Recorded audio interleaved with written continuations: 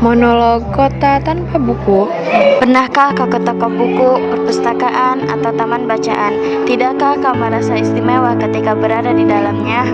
Di sekelilingmu ada berbagai tokoh dari dunia nyata dan hayal, tempat yang pernah kau kunjungi dan yang belum, informasi dan cerita dari masa lalu, masa kini, dan masa depan. Semua berpadu, semua berada dalam genggamanmu. Saat berada di antara buku, tidakkah kau merasa menjadi raja dan ratu? Ruang dan waktu seolah menyatu tanpa batas.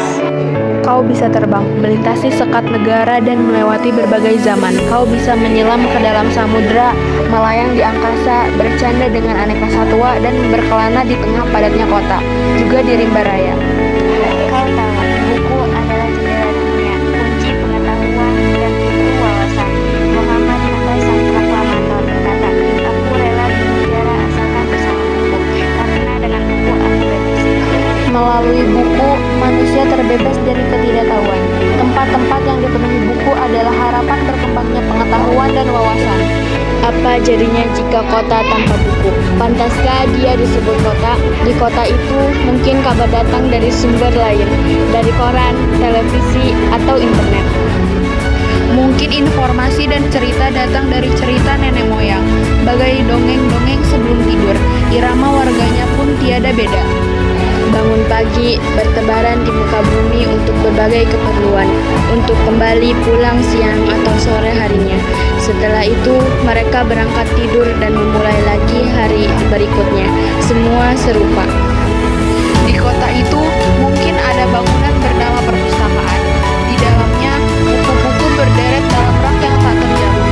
Tiada tangan meraih dan membuka halaman demi halaman dengan sukacita. Mungkin juga ada tumpukan buku di sudut-sudut sekolah yang sepi dan berdebu. Jarang dikunjungi, jarang dibaca. Buku-buku di sana teronggok tanpa nyawa.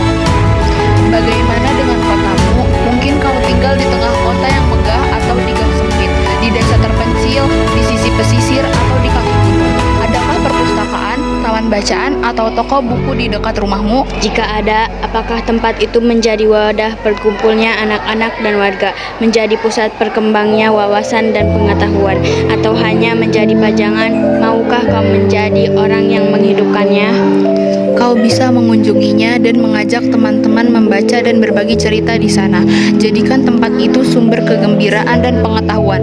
Jika tempat itu belum ada, maukah kau menjadi orang yang mulai menghadirkannya?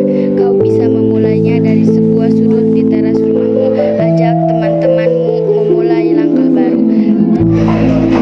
Jangan biarkan waktu berlalu tanpa buku. Siapapun dirimu, bersahabatlah dengan buku. Dia akan menjadi teman setiamu sepanjang waktu.